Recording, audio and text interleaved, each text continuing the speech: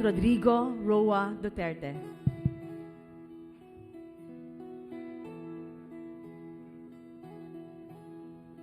Ikaw ang pangulo para sa pagbabago. Sawa na ang bayan ko sa magnanakaw na tao.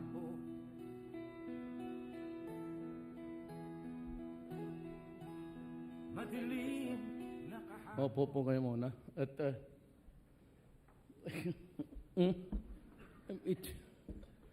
sino ba ang doktor dito? Kakamatay lang yung doktor namin. Ayaw kung meron na, really, ano yung doktor dito sa PSG? It's all over the body. Pasayaw-sayaw nga ako punta dito. Hindi ko malamat kung saan. Pati di. God damn. Well, anyway, what's the direction about? What's the protocol of? At this point, Mr. President, we proceed with the oath-taking for the League of Municipal Mayors. So at this time, Okay. may we ask the mayors to please rise?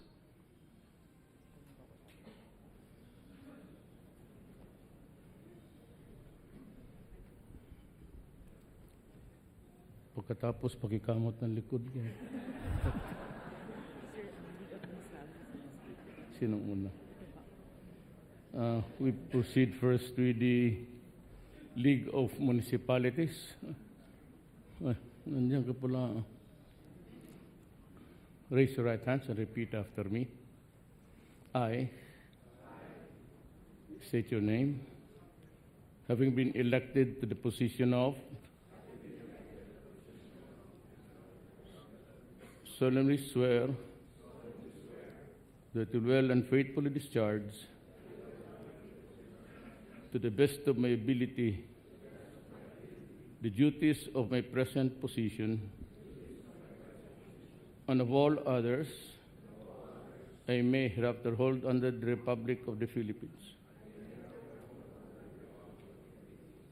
I will support and defend the Constitution of the Philippines, that I'll bear true faith and allegiance to the same, that will obey the laws, legal orders, and decrees promulgated by the duly constituted authorities of the Republic of the Philippines,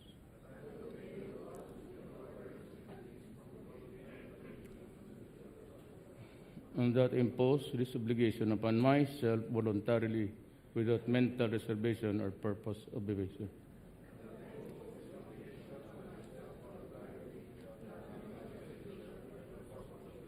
So help me God. Congratulations. Thank you very much, Mr. President. May we ask the mayors to kindly please be seated. At this point, we proceed with the oath-taking of the newly appointed government officials. Please rise.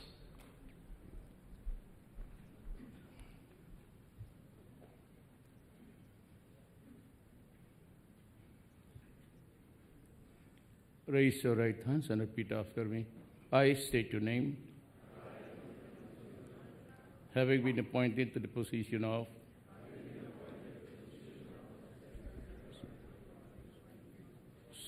solemnly swear that I will well and faithfully discharge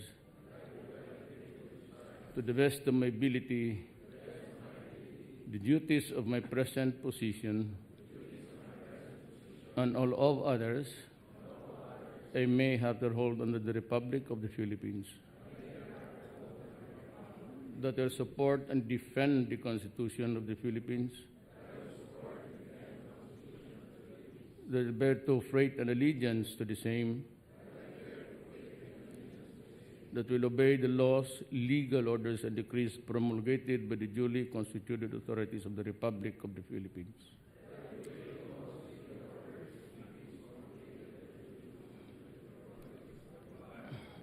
and that I impose this obligation upon myself voluntarily without mental reservation or purpose of evasion.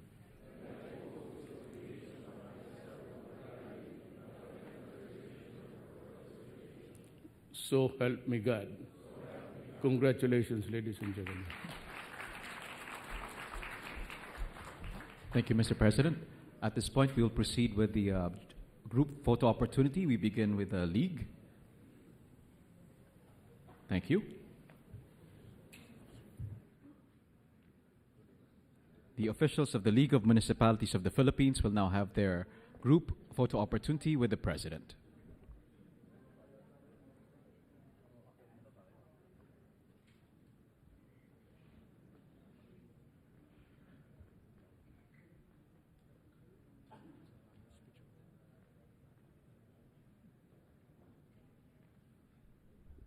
May we request for the next group to please prepare.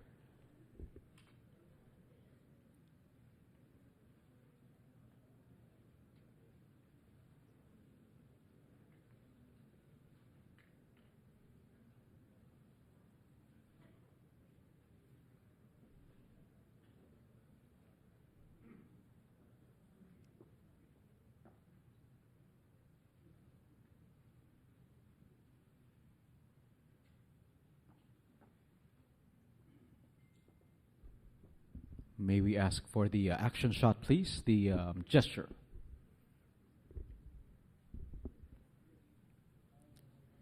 Thank you.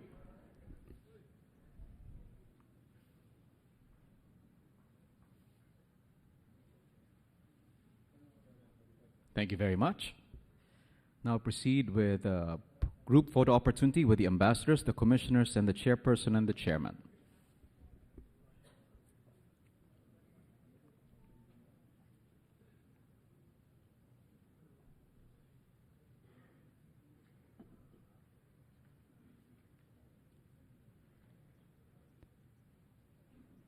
Thank you.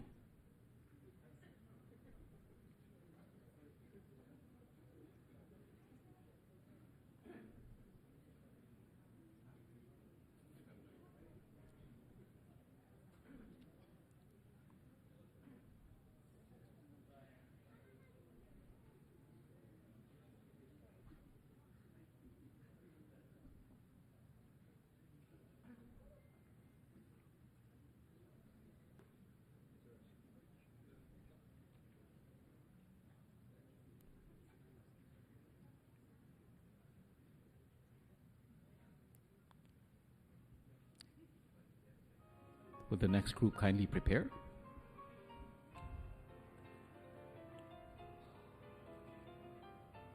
The first group of the undersecretaries.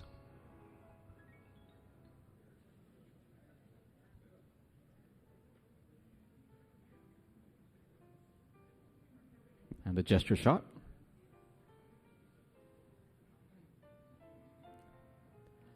Thank you. May you have the first group of the honorable undersecretaries, please.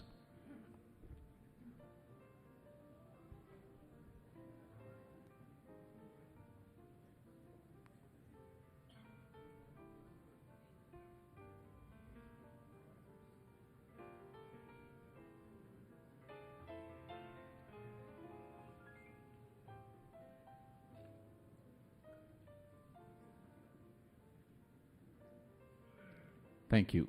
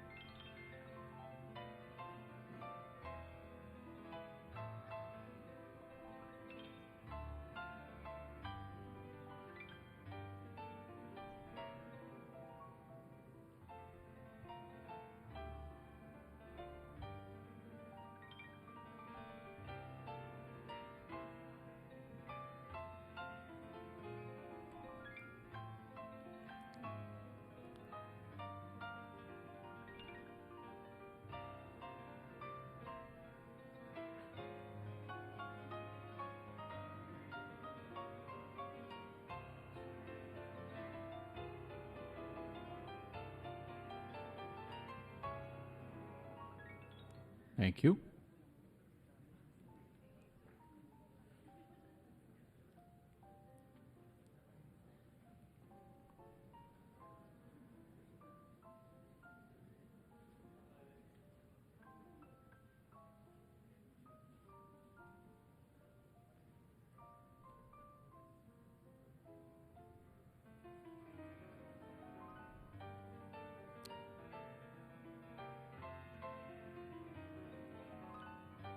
Thank you.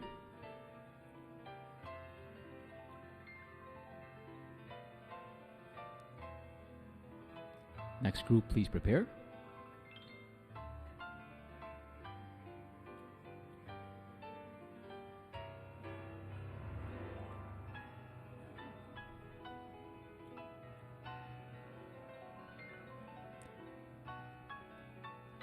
Thank you.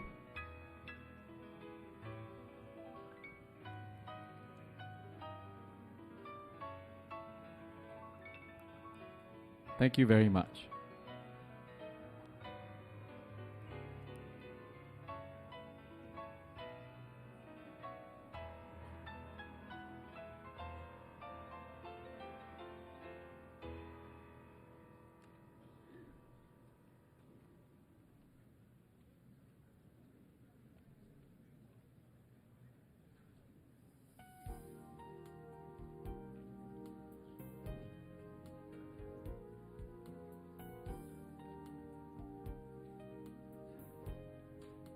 Thank you very much.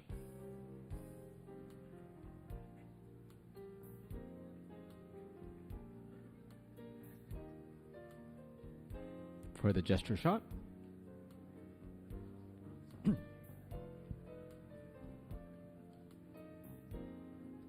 Thank you.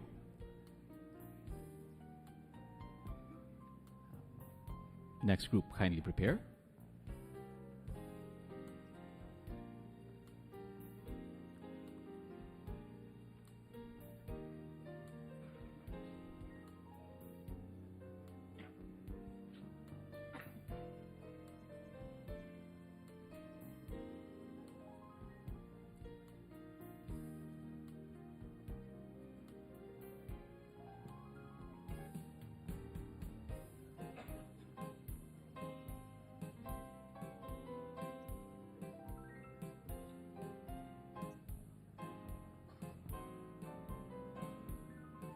Thank you very much.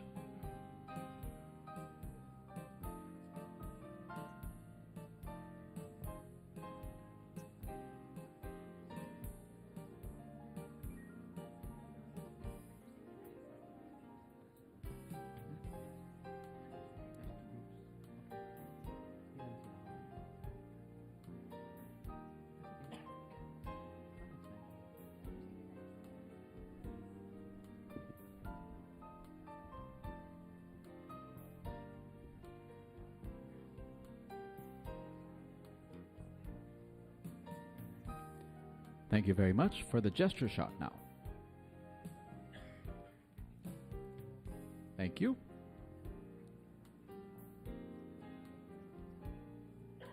Thank you.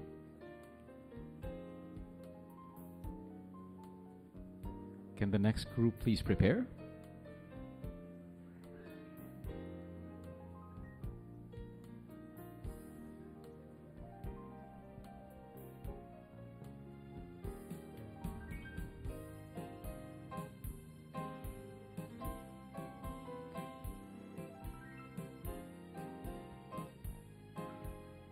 Thank you.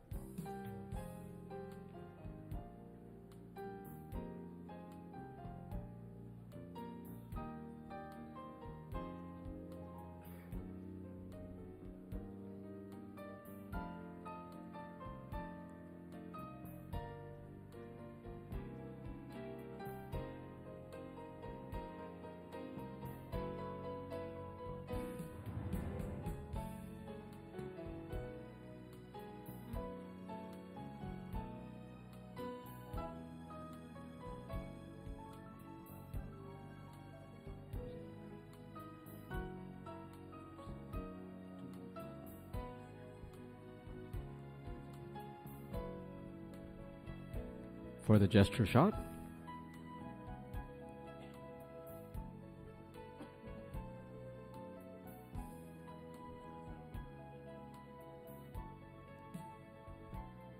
Thank you very much. Thank you. Next group, kindly prepare.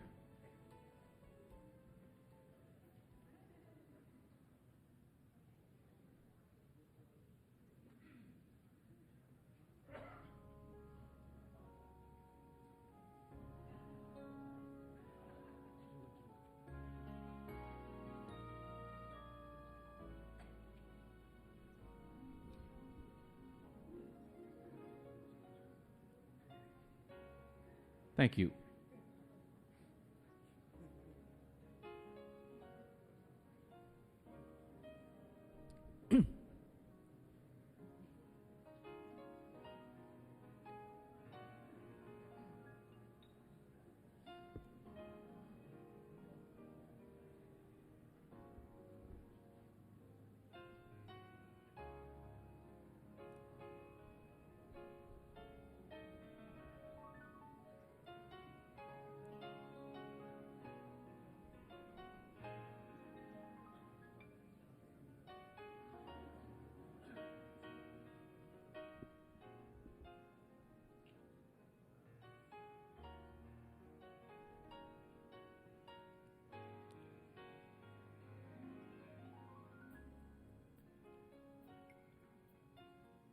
May we kindly ask the distinguished gentleman to please take the second row, please? Thank you.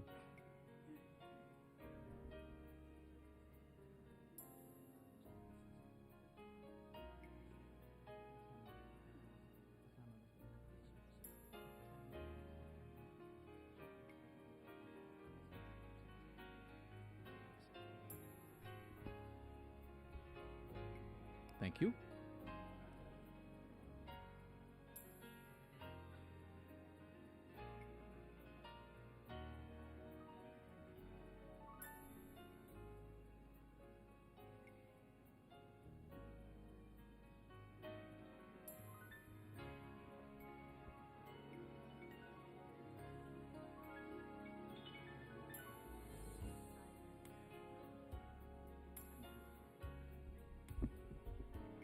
Thank you very much. May we ask the next group to kindly prepare, please?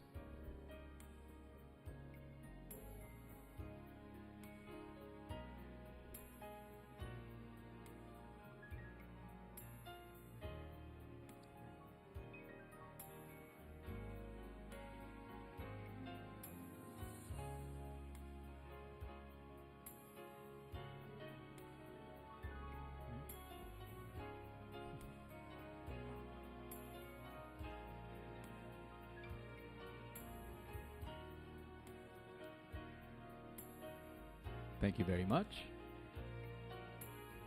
Next group, kindly prepare.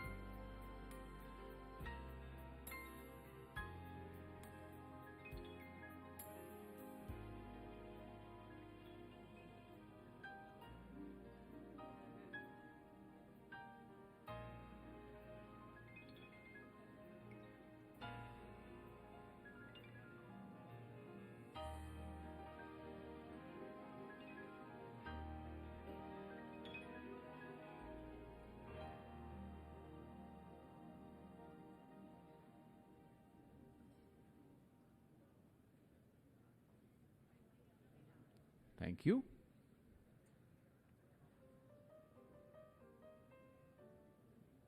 Next group, kindly prepare.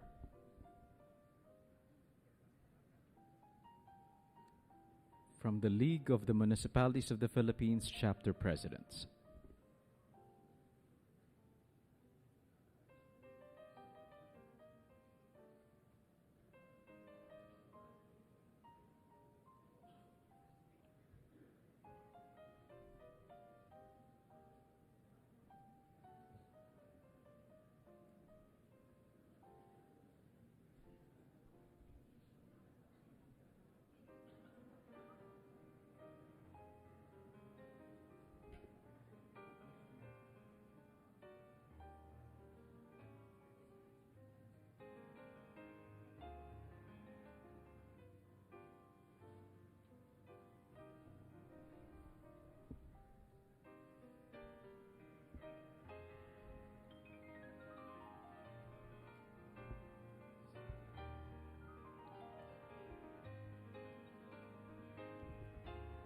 Thank you very much.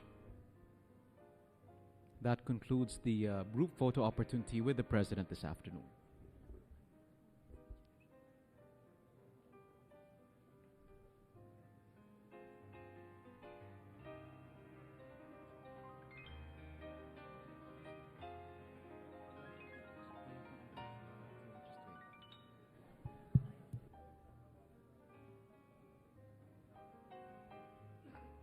Thank you very much.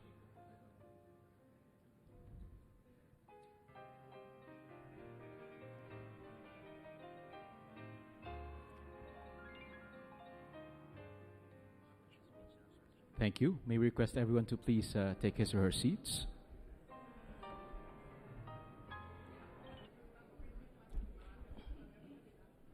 The newly elected leaders of the League of Municipalities of the Philippines, the newly appointed officials, my fellow workers in government, my beloved countrymen. I don't know if it's really the part of the program, but I would just like to say something about my government now, the executive. Alam ho ninyo, this is not to indulge in politics again, but just as a predicate, you know very well that I ran.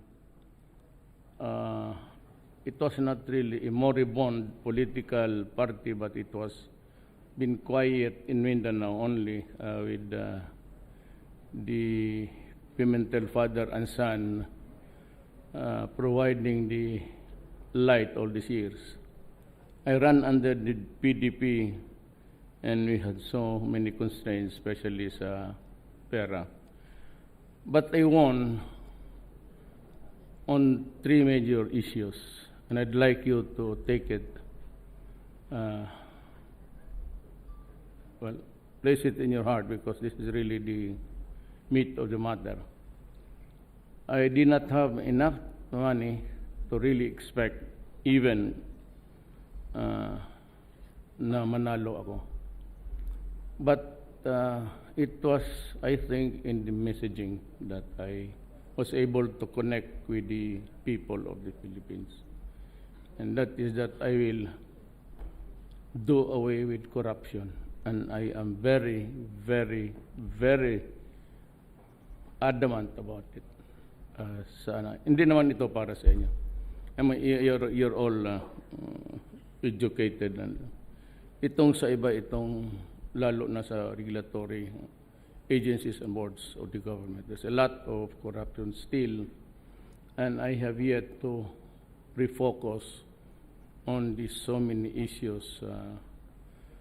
Bala ko sana, this is not really to, I don't know if it is correct or not, but for those of you who are here, lawyers, you can maybe give me an input of how to do about it. Hindi ko talaga kaya na isa-isahin.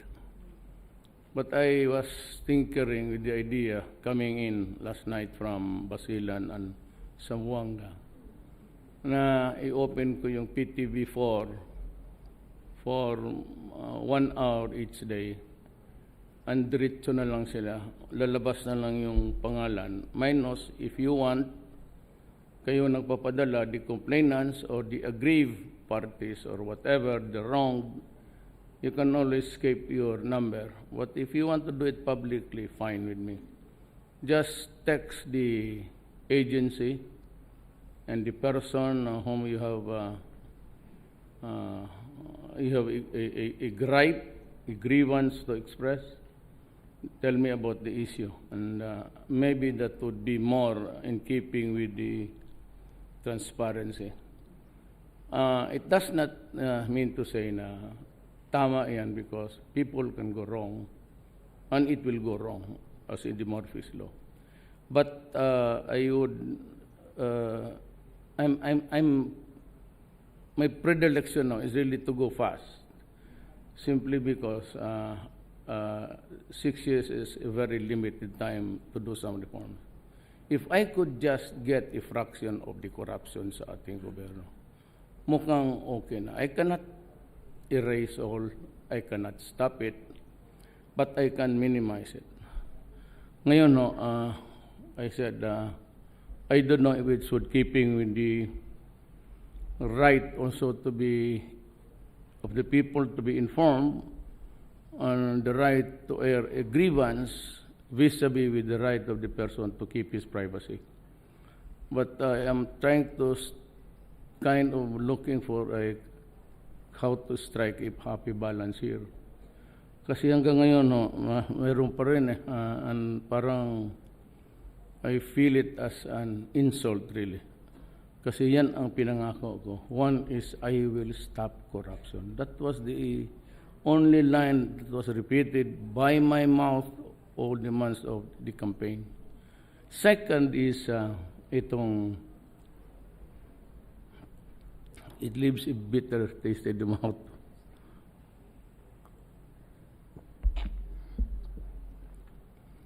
Drugs. Alam mo, there's an evolving two school of thoughts here na we treat them, we arrest them, we prosecute them. Pero kung kayong mga abogado, and I've been a prosecutor for so many years, just the thought of building a case for one criminal, one drug pusher, just to build a case for one would take you about 3-4 days and a lot of investigation, 3 or 4 men to assign. Kayo tayo mga abogado, you know that is well nigh impossible to do it. What I'm trying to say is that I do not think I can be successful unless I destroy the apparatus of the criminal syndicates. Sad to say, really the big ones, nandoon sa labas, and they are operating. I would like to show you the metrics kung maaari lang. Kung meron lang tayong national security clearances ngayon, ipapakita ko na dyan sa inyo kung paano. And it's being operated by electronics. Down. Tama yung sinabi ni JB Sebastian. Ang umabot lang dyan sa loob ng penitentiary, konsumo lang nila yan. Ngayon, but in the past, they were actually into it, cooking inside and selling. Diyan sa, ang market nila was Manila, the Metro Manila hanggang Cavite. But that was stopped because medyo nagkahirapan. Ang pumapasok lang dyan, yung konsumo nila. For the life of me. Alam ba ninyo na ang droga sa Pilipinas ang laro na sa loob ng National Penitentiary? Magtanong kayo ng dumaan niya na superintendent or warden. It is being operated all throughout the Philippines using just the cellphone. Be it in Parañaque, in Davao Penal Colony, lahat, pati doon sa Iubot, doon sa mga penal colonies naglalaro ang mga kriminal. So hirap ako dito. And to think that during the time of General Santiago, who was a very honest officer and gentleman of the Armed Forces of the Philippines, in Hospedia, he gave us a figure of 3 million, at least ang may tama. And noong pumunta ako sa Laos, I had a talk with President Widodo, and I had the occasion to ask him about drugs, and he said, still a problem for him. And I said, ilan, how many of your countrymen are contaminated? He gave me 4 million. Na yung binigay na figure ni Santiago na 3 million, hindi kasali yung akin. Those who were discovered, arrested, killed during my time. Na yung nag-surrender, they have stretched from a number now, and they're still coming in droves. So by the end of the year, it would be reasonable to expect that I'd breach the 4 million mark also. Now, comparing Indonesia with the Philippines, with Indonesia having about 240 million inhabitants, and it's a big republic, 2-3 major islands there na malalaki, that compromises the Republic of Indonesia. Sa karami niya, 4 million siya. Ako, ang liit-liit ko, I only have about 1.4 billion Filipinos. May tama ako na 4 million. Saan ko ito? How do I? Noong sa Davao ako, and I'd be honest with you, I was really a hardliner. May mga pangyayari na hindi ninyo nagustuhan, maybe extrajudicial killing. There were. But that was not really my order. Ang sa Davao lang kasi, when I became mayor, I fully supported the police. Walang takot ang police. Ang police kasi hindi niya malaman pag nademanda siya. He can be hailed before the ombudsman, he can be hailed before the IAS, tapos andyan pa yung human rights. Ang police kasi noon pag nademanda, hindi niya malaman kung saan siya papunta. With so many, mandyan pa yung Polcom, he would go crazy. But sa Davao kasi doon na mayor ko, having been a politician and a prosecutor, sabi ko sa kanila, just do your duty, do it right. Because when nung 1970, pag pumasa ako sa bar, 73 lumabas yung amin. Class 72, bar 72 ako. Nung lumabas kasi yan, nag-asawa ako, kulang ang pera ko. So nagturo ako sa Police Academy sa Southern Philippines. So estudyante nila ko. All those years, hindi ko na kailangan sabihin ano. Sinabi ko lang, go out, arrest them. We are, minsan yung, yung by bust operation karamihan dyan, place them under arrest and the custody of the law. Announce your authority, and if they do not surrender, then you have to take him by force. But if he presents a violent resistance, and if you think that your life is in danger, patayin mo. And that has been my order ever since. And to me, I think there's nothing wrong with that. And when I was a mayor, ganito ang estilo ko. Lumabas kayo ng Davao, kayong mga drogista, lumabas kayo yung naglalaro ng droga, gun for hire, soldiers and everything, policemen, go out. Police ka, pagka nandiyan ka, alam mo na, sabi ko. And all of these guys, inside government or outside of government, maraming namatay noon because I was really very strict. So, and I would say, just like what I have been saying in public, do not destroy my country because I will kill you. And do not destroy the youth of the land because I will kill you. And I've been doing it for several years. As a matter of fact, for 23 years, for the time that I was mayor, I used to put that kind of sentence, that statement. Then I could hardly find a law, yung sinasigaw ng mga iyo, na I threaten people with, because you cut corners in my statement. I said, those who would want to destroy my country. That's, I think it's a very correct statement. I cannot see anything wrong there when you threaten criminals because you do not want your country destroyed by drugs. Nahanapan akong mali. But you know, itong EU and itong human rights, alam nila yung statement na yan.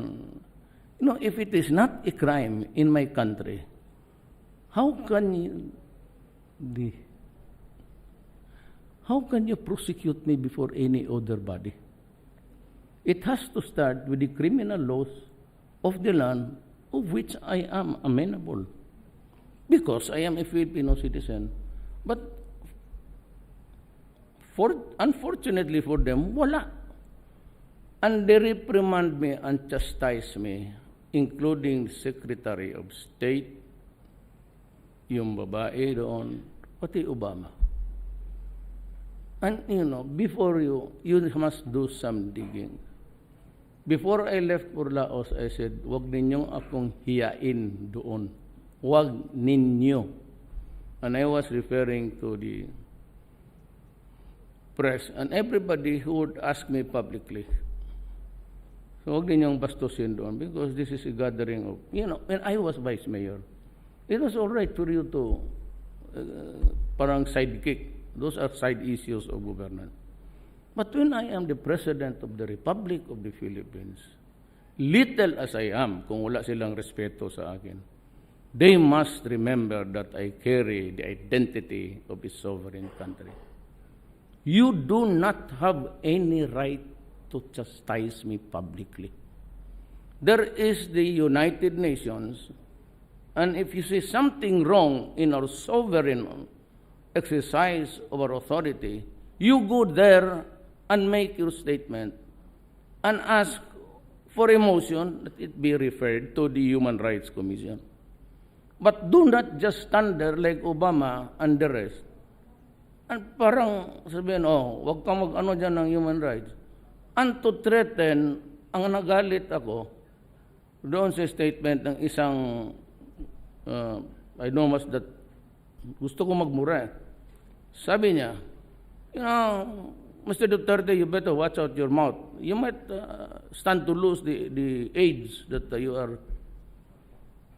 Kung ganun lang naman, takutin ka na parang kunin yung pagkain sa harap mo. Kaya ako nagalit. I do not demand respect, but I just want them to do which is correct, the proper decorum of the sovereign. Nakalimutan nila yan. Kaya kasi ang pagtingin kasi ng Amerika and the others, maliit lang kasi tayo. Historically, they never, lalo na yung, it's not actually the fault of the presidency. Yung State Department na yan. Ano talaga? They are there to stay, and they do what they want because they think they're the most powerful nation on earth. If you feed lang nila yan sa president, the presidente naman, sabi ko kay Obama, I never made those statement. Yung mga hurtful words. Now, itong si Goldberg. Well, for the second time, totoo eh. What's wrong with you're gay?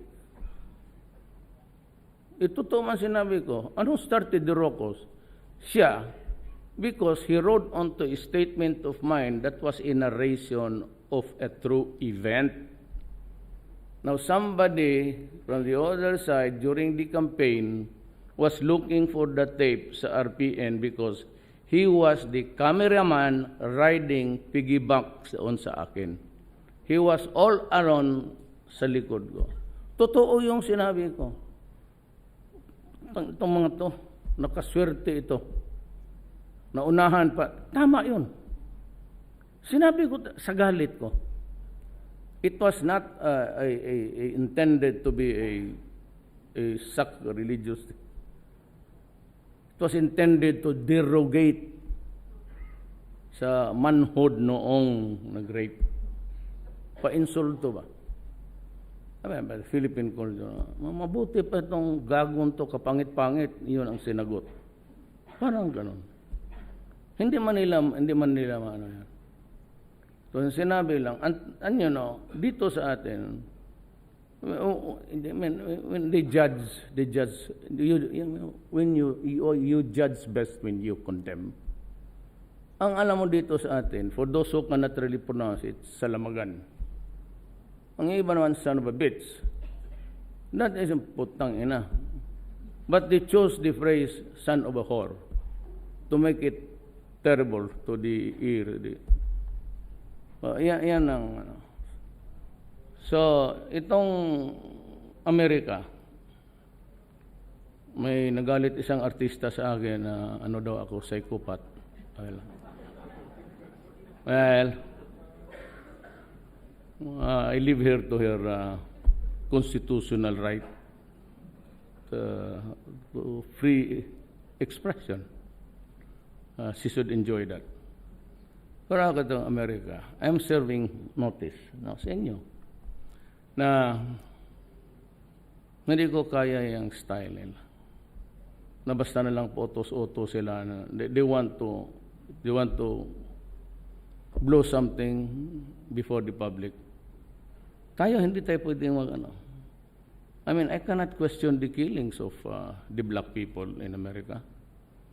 I cannot question Obama before explain to us why are you shooting black people already on the ground in the act of surrender. Tell us why is there now a great divide between the black and the Inyo yan But nobody can question that. Nobody has ever heard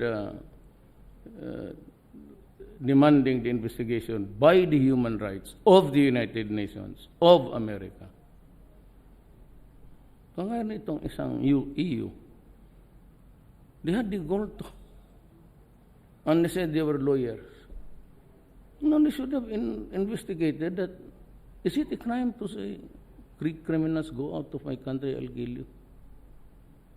That is the right to preserve your... Alam mo bakit? Give me about 3 minutes. Ang droga umabot na ng 4 million. Alam ninyo na dumating ako dito sa presidency midterm. When the budget, on a budget prepared by Aquino, President, who prepared it the previous year. So itong budget ko does not contain any eventuality or expectation of millions of people needing treatment or rehabilitation because it was not until after I became president na lumabas ang totoo. When I was mayor, I knew that it was serious. Sabi mo na may nangamatay, meron. Tama yan. Pero alam mo, hindi ko talaga alam na ganun pala kalawak ang tama ng ating bayan. So wala akong rehab. Kung rin ko yung sa Defense Department, o ito kay Secretary Obial, ibigay ko doon sa Defense because I ordered the military to open up their camps to accommodate rehab houses. Hindi mo natin alam yan. So wala akong budget na 5 centimos for that. Because everything is programmed to be spent the way it should be there. Tapos sabihin, hindi niya patayin. Bakit niya patayin? I-rehab niya. Ipuno na nga At saka hindi yan. Because until they are contained in a structure which is really secured. Now, let me just hurry up my talk with you. China offered to help. Matapos na. Walang nihinuhay. It's in Fort Magsaysay. Nandoon sa loob. It's good for 1,600 inmates. It's about to be completed. Mag-cut ng ribbon na sabi ko, huwag na cut ng ribbon. Cut mo ng liig ng putang. Sorry. Huwag na magseremonya. Sabi ko, buksan na kaagad din niya. And, gano'n na. Parang mga apartments na, mga kondo nga kaharap-harap. Gano'n ang pinakita ng China. Ngayon, Sabi niyo, bakit ako magpunta ng China? Okay. Gusto ninyo, ayaw natin China? O sige. May arbitrary ruling tayo. We won. We are entitled to the entitlements of that part of the Red China Sea na atin. Entitlements. It is a territory. The territory is 12 miles. Beyond that is yung ating tawag natin, parang fish pond. Lahat naman tayo binigyan ng fish pond. Yan, in Philippines, you have count it from the outermost line, then draw a line there, and that's yours. Lahat tayo may ganon. But China has claimed it to be part of their historic sovereign territory. Okay. Tayo ang nag-file, panalo tayo. Okay, magbotohan tayo. Sino ang gusto na? Dalawa lang eh. I will insist, pag ayaw na lang ibigay, atakihin ko sila. I'll start the war. Mapahiya tayo pag hindi. I talk. O sinong magsabi, birahan natin bukas. Padala ko yung Navy doon bukas. I'll send the gray ships there. Wala. It will be a massacre. And, to top it all, the battleground would be Palawan, anak ng... Buti sana kung sa Massachusetts tayo o sa New York. Sige, fight tayo. Huwag yung bayan ko. Kaya itong kamay ko ng Athena, gusto namang kalabit ng trigger. I don't know what happened. Baka nakarma ako. Siguro yung... Anyway, yan yung dyan. So China has repeatedly invited me. I have accepted the offer. There was a little bit of kasi I was supposed to punta ng Japan ahead, but Japan gave a definite date. I forgot all about it. Nagbigay sila ng definite date eh. So, wala akong magawa. Sabi ng itong, bakante pa lang, dito ka muna sa amin. But just for, pupunta ako ng Brunei, tapos didiretso ako ng China. Then, part of that is Japan. Contrary to the belief of other Filipinos, it is not the United Nations. Maliit lang yan, pati yung military. It's the Japanese government. Ang pinakamalaki. Tulong. Then so I'll go to Japan. Then probably I will go to Russia. In that meeting namin sa Laos, nobody knew it, but I said, na-divulge ko naman sa inyo. We talked, kami lang dalawa ni Medvedev. Sabi niya, you go to Russia and we'll talk about it. We have everything that you need here. Pati pera siguro. Well, anyway, yun ang sitwasyon. I do not think that I will tsaka yung tingnan mo talaga ito. Keep mo. Ayan si Roy Simato sa harap ninyo. And the other generals here. Bakit? Nandyan, apat nung sumaludo sa akin kanina. O dyan na, tanongin ninyo. War games, pagdating nila dito, diskarga, then distribute the equipments. Ano yung equipments ang gagamitin? So habang nag-war games, kasi yung equipments nila pati, yung equipments natin, they are not compatible. Pag tawag mong ganun, mong bombahan, ang magsagot sa iyo, North Korea. Okay, I love. Padala namin yan. So, hindi compatible. Pag alis ng Amerikano, dala nila. So, what's the point? Sila yung nakinabang. Sila yung natututo. Tayo wala. That's the reality on the ground. And you can ask every military officer thereabout. Anong makuha ko sa kanila? Saka noon pa yan sila. Alam mo, ilang beses ako na pabalik for the time that I was out of the country. Nung mayor ako, hindi nakakalabas. First time ako nakapasyal, yung congressman na lang ako. That was in the 1999, 2000. And minsan I could see how yung sigaw-sigawan nila yung Pilipino na mayroon pa akong kilala, nagkasabay kami sa Davao, yung bata, dinala doon sa isang cubicle, yung ama naman, yung bata, sigaw ng sigaw, palang wala lang man sa kanila. Ganon sila kaya noon pa sabi ko, well, and if there's a chance, but I do not mean to cancel or abrogate the military alliances. But tanginan ko kayo, do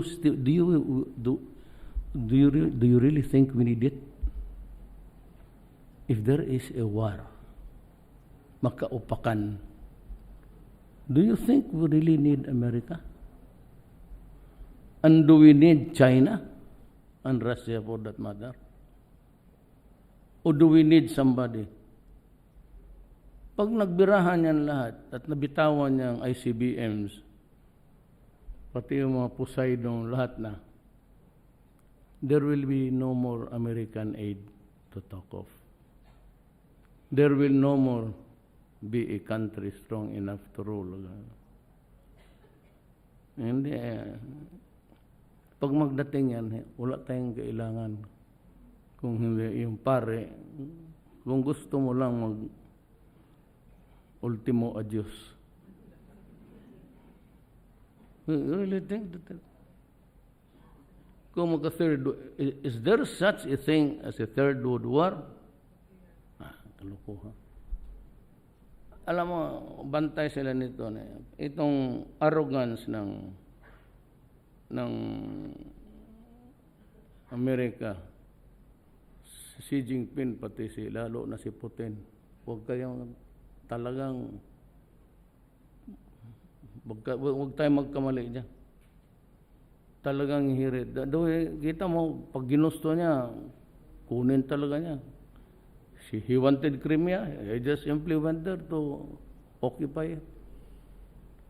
Ang Amerika, walang nagawa. So, let us go for alliances that would contribute to the health, to the education.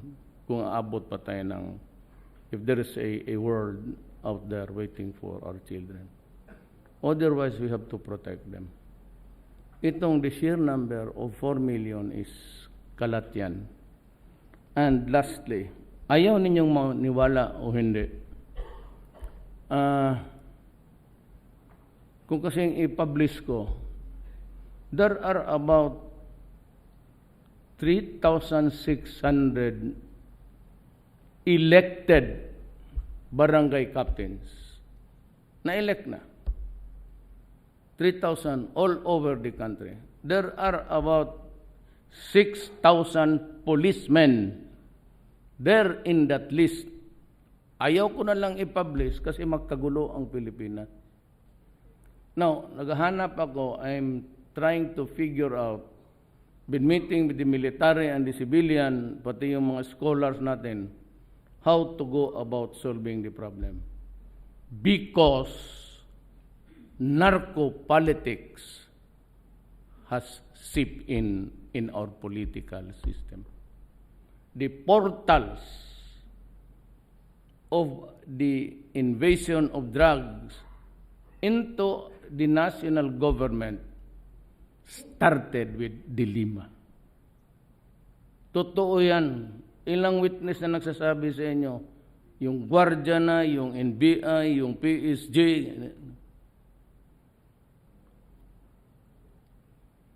mayroon na tayong narco-politics. That is why I told Congress, do not call for an election now.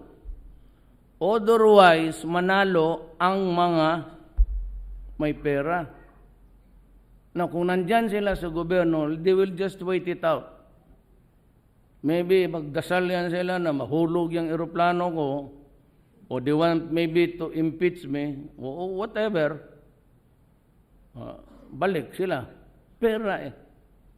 the greed, the craving for money. Now, if you, yan nga, pag ambisyosa ka na, look at the way previous step. I'm not insulting her. Just as a matter of law and proof, look at the review intake. Look at the sartorial elegance of how she graduated. Tingnan mo, look at the previous steps. Malaman, ang tao hindi talaga makapigil. Magregalo ng bahay. See?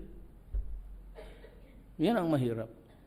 And then, it has never been answered. Kung kaninong bahay, sinong gumastos. So obviously, alam natin lahat. But that is how narco-politics has set in. Ngayon, next election, be prepared. Ako, wala na ako. Salamat rin. Ako, if these guys can hammer out or craft itong hinihingi ng ating mga kababayan natin na Muslim federal, if you can finish it in 3 years or 2 years, I will go. I will resign. Kasi it will provide the position of a president. Which must be elected. The moment it is ratified by the Filipino people, you have my assurance. You have my word of honor. I do not want to stay any longer kung hindi ako kailangan. I will resign and give way. Yan ang garantiya ko sa inyo. But for the time being, di ko malaman kung itong droga. Because pag hinayaan ko, it will destroy the next generation by the sheer contamination and widespread. Talaga mahirapan yan. It's like a case of Hong Kong noon when there was this English company given the sole right to sell opium. It took the Chinese 4 generations to entirely wipe out, including my grandfather. Nag-opium yun.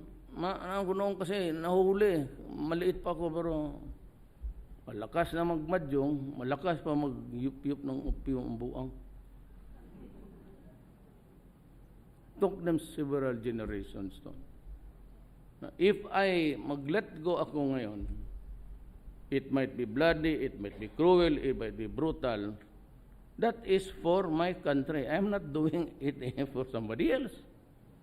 Kaya kung ayaw ninyo magtulong, di matingin kayo. Basta there is a rule which, tsaka yung balot-balot, na binabalot ng, hindi ang gawain ng pulis, hindi ang gawain ng military. Bakit tayo magbalot ng plaster na tao dyan na we are not into manufacturing of mummies?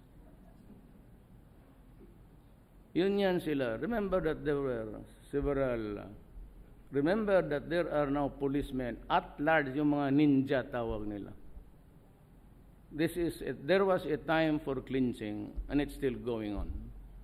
Because pinatong ko na nga 2 million per head of the 9 known drug manufacturers. Sabi kasi ng mga, bakit pa natin ibigay sa kanila, di tayo na lang. Look at, you should visit, I don't know if it would be in bad taste to, the monument of, tignan ninyo sa Arayat, napakalaki. Ganito kalaki Yung ikot ng mga makina doon na, tubig, tangke, tapos dito yung heater, tapos yung tube. Finally, yung Cebu. Kaya kung hindi natin makaya ito, let us just operate it. Magsabu na lang tayong lahat. Wala naman tayong magawa. Let us join the crowd. But sabi ko, I repeat it, on these major issues of presidency ko, I stake my honor, my life, and my country. My presidency. Presidency ko, honor. Impeachment, fine. I'll go. Wala problema. Kudeta, I will go. Sabi ko, Laroy, Huwag na magkudita. Come here. Line there. Okay, raise your right hands. I, General, would like to be President. Okay. Sige, inyo na. Solve the problem. Balikan ko kayo. Ganun. Kung mayroon bang gusto, sige. But I will not. I will never, never, never, never iwanan ang buhay ko, my honor, and the presidency. I can live now.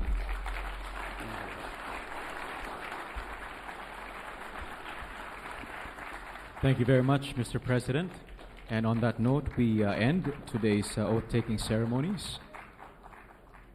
May we kindly request our guests to please remain in their seats until after the President has left the ballroom. Thank you.